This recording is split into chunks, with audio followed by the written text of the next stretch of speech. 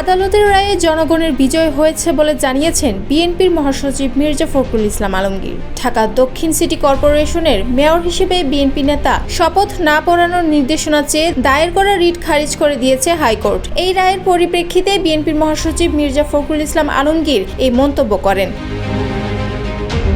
বৃহস্পতিবার থাইল্যান্ডের একটি হাসপাতালে চিকিৎসাধীন অবস্থায় গণমাধ্যমের কাছে দেওয়া প্রতিক্রিয়ায় মির্জা ফখরুল বলেন, উচ্চ আদালত তারা আইনের প্রতি সম্মান দেখিয়ে যেটা হওয়া উচিত ছিল সেই ধরনের রায় দিয়েছে।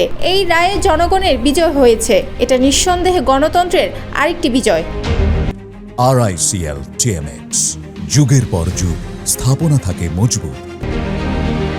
তিনি বলেন, আমরা জানি যখন মেয়র নির্বাচন হয়েছিল তখন সেটা ফ্যাসিস্ট আওয়ামী লীগ সরকার জবরদস্তি করে ফলাফল ছিনিয়ে নিয়েছিল। জনতার মেয়র হিসেবে ঢাকাবাসী সহ দেশের জনগণ ইশরাক হোসেনকে মেয়র ঘোষণা করেছিল।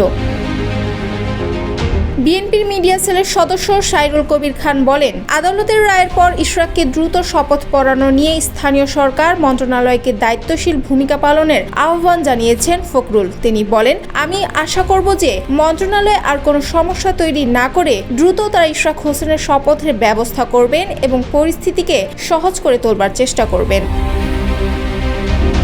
দীর্ঘদিন ধরে রাজপথে থাকা ইশরাকের সমর্থকদের উদ্দেশ্যে বিএনপি মহাসচিব বলেন, যেহেতু আদালতে এই বিষয়ে রায় হয়েছে, জনগণের বিজয় হয়েছে, এখন আর এই বিষয়টিকে সড়ক অবরোধ করে রাখার প্রয়োজন নেই। আশা করা যায় সরকারের সুমতি হবে এবং তারা যথাসময়ে শপথের ব্যবস্থা নেবে।